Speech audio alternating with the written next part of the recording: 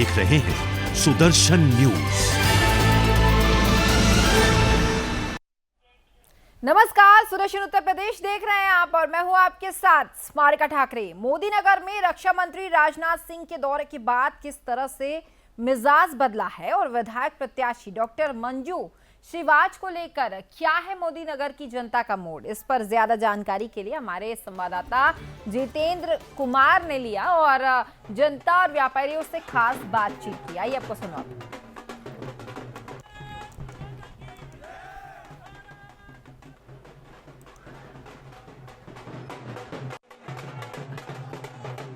नमस्कार, मैं हूं जितेंद्र कुमार और आप देख रहे हैं सुदर्शन न्यूज। 2022 का संग्राम।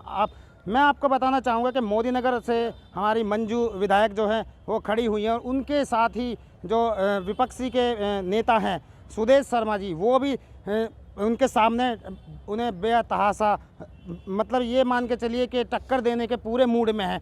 तो हम मोदी नगर की जनता से जानना चाहेंगे, जिस तरह से आज राजनाथ सिंह जी का यहाँ पर मोदी नगर में दौरा था, तो आने वाले चुनाव में वो इस चीज़ को किस तरह देखते हैं। जी, क्या नाम है आपका? रवि शर्मा।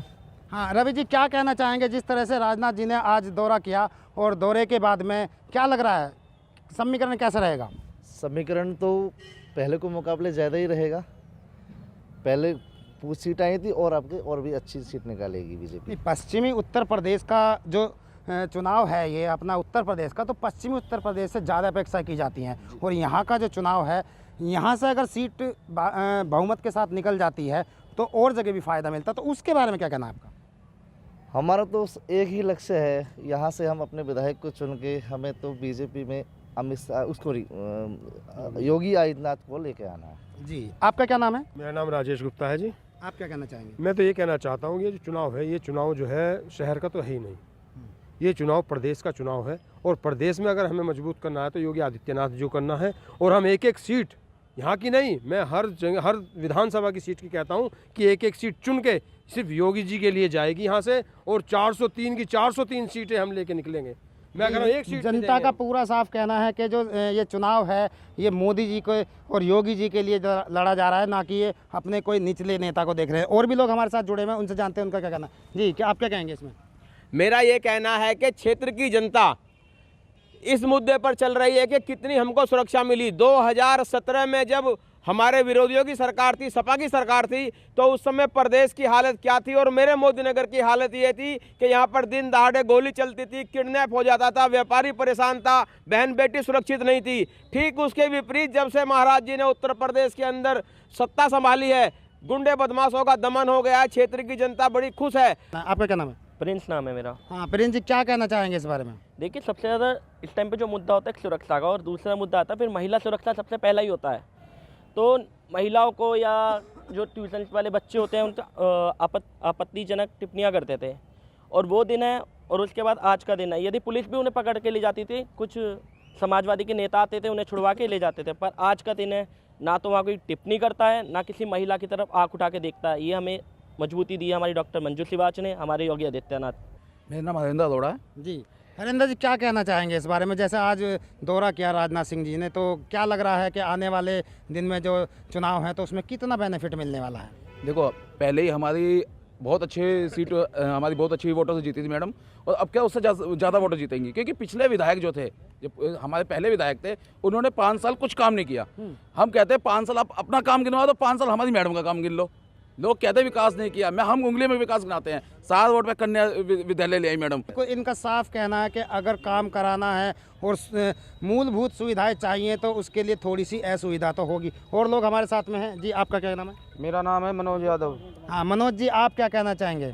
मेरे तो जो 2 ही शब्द हैं, एक ही नारा, एक ही नाम, जय श्री राम, जय श्री राम। जी, और लोग भी हमारे साथ में हैं, आप क्या कहना चाहेंगे? मेरा नाम विनीत शर्मा है। जी, विनीत जी, क्या कहना चाहेंगे?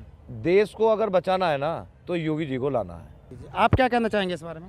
जो राम को लाए हैं हम उनको लाएंगे, यूपी में फिर से हम भगवा लहराएंगे।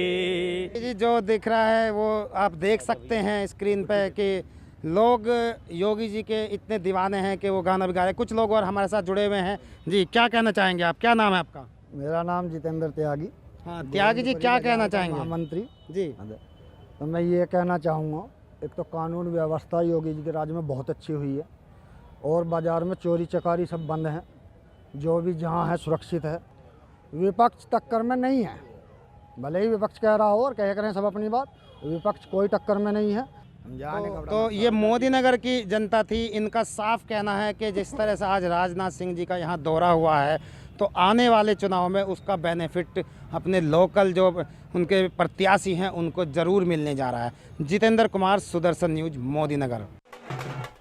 अब खबर यूपी की मुरादाबाद से है, जहां कांग्रेस माइनॉरिटी सेल के चेयरमैन इमरान प्रतापगढ़ी पर कांग्रेस प्रत्याशी ने गंभीर आरोप लगाए हैं और देहात सीट से कांग्रेस के प्रत्याशी घोषित किए गए मोहम्मद नदीम अंसारी ने कहा कि इमरान प्रतापगढ़ी समेत 4 नेताओं ने बड़ा लेन देन करके उनका टिकट काटा है। दरअसल देहात सीट पर सपा के बागी विधायक हाजी इकराम कुरैशी ने कांग्रेस के सिंबल पर पर्चा दाखिल किया है। इसके बाद नदीम अंसारी ने प्रेस कॉन्फ्रेंस करके आरोप लगाया कि इमरान प्रतापगढ़ी ने टिकट बदलवाने की एवज में हाजी इकराम से मोटी रकम ली है। टिकट बदले जाने के बाद उन्होंने कहा कि हाईकमान ने उनके काम और पार्टी के सर्वे के आधार पर उन्हें टिकट दिया था। पैसे के लालच में पुराने निष्ठावान कार्यकर्ता के सीने पर पैर रखकर एक दूसरे दल से आए नेता को टिकट यहां दिलाया गया है।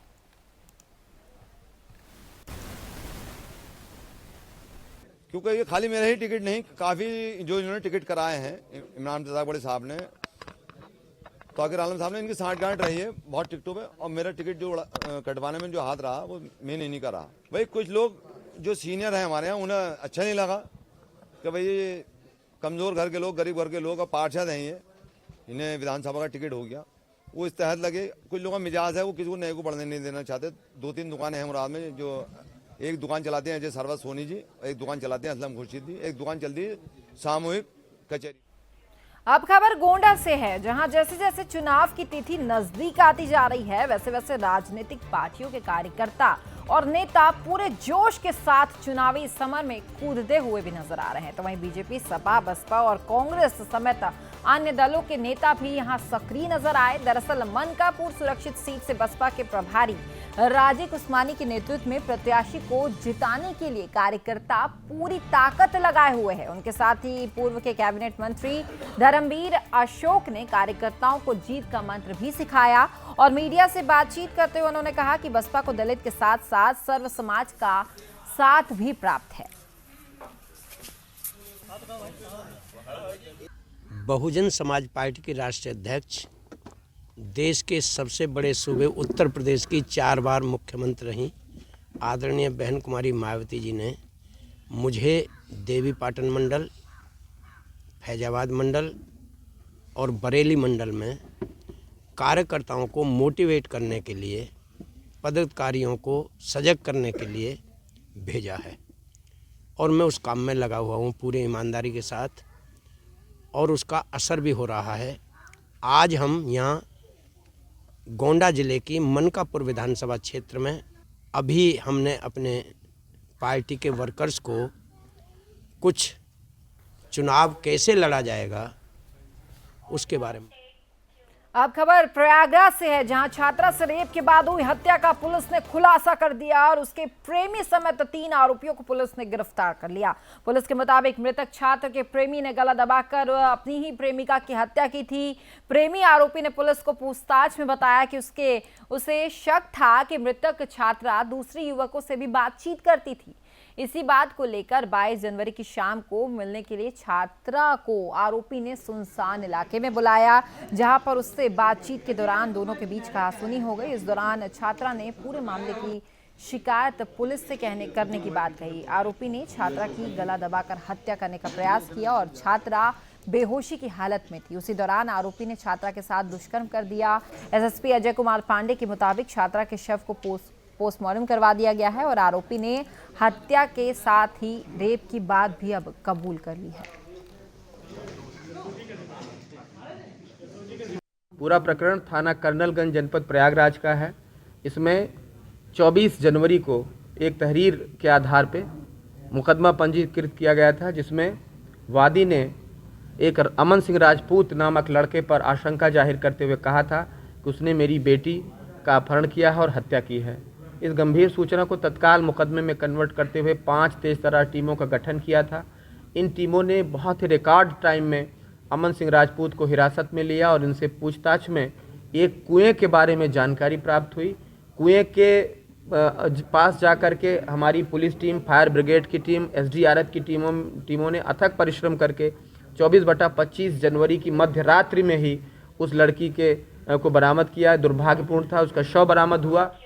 अब खबर यूपी के वाराणसी से है, जहां पूर्वांचल के विभिन्न जिलों के निवेशकों द्वारा करीब 100 करोड़ रुपए की धोखाधड़ी में आरोपी को पुलिस ने गुरुग्राम से गिरफ्तार कर लिया है। पुलिस ने उस पर 10,000 रुपए का इनाम भी रखा था।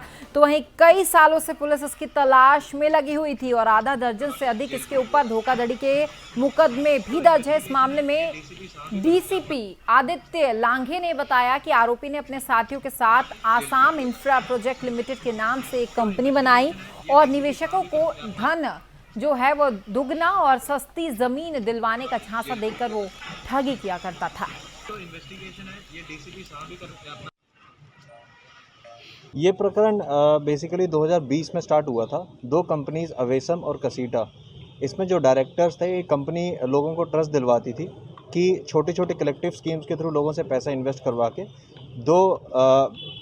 दो गुना कार्रवाई करने की बताते थे। ये डबल कर देंगे हम लोग 5 साल में जितना भी पैसा था। लेकिन ये जब पैसा इनकी अपना वापस देने की बारी आई तो ये कंपनी यहाँ से जितने भी डायरेक्टर्स थे सारे भाग गए। इसी क्रम में 12 FIR इस कंपनी पे लिखे गए थे। 18 टोटल अभियुक्त हैं, जिसमें से 11 की गिरफ्तारी हो चुकी है। 12वां राजेश कुमार वर्मा, जिस पे 10,000 का इनाम था, कल गुड़गांव से हमारी पुलिस टीम द्वारा इसको गिरफ्तार किया गया। तो वहीं उन्नाव शहर में भरे बाजार में खड़ी कार में आग लग गई और आग फैलने से पहले ही कार सवार बाहर निकलकर भाग निकले।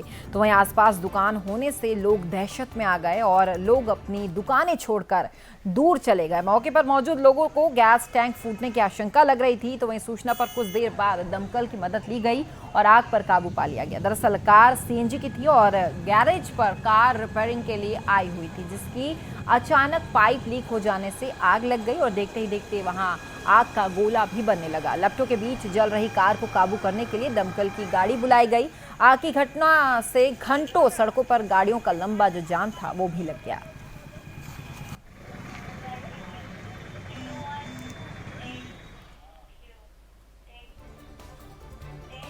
अब खबर बलिया से है, जहां सांसद निधि से बनाया गया 37 लाख की लागत से बना पुल ठेकेदार के घोटाले से 1 साल में धाराशाही हो गया है और घटिया निर्माण सामग्री के चलते पानी का तेज बहाव भी पुल को रोक नहीं सका। तो वहीं पुल के ढहने से आवागमन का मार्ग पूरी तरह से ठप पड़ा हुआ है। दरअसल ग्रामीणों ने ये मांग की है कि सरकार उस पुल की सही से मरम्मत कराए और सरकार को ऐसे कदम उठाने चाहिए कि सरकारी पैसे बंदरबाट करने वाले जिस ठेकेदार ने घटिया निर्माण सामग्री लगाई है उसकी जांच कराकर उनके खिलाफ विभागीय कार्रवाई भी की जाए।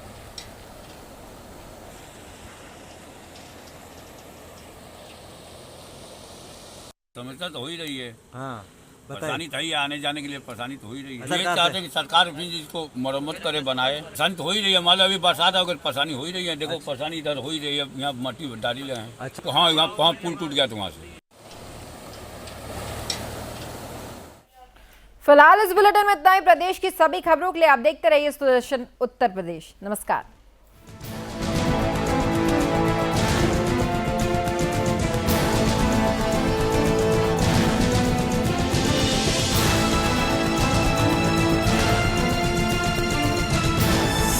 आप देख रहे हैं सुदर्शन न्यूज।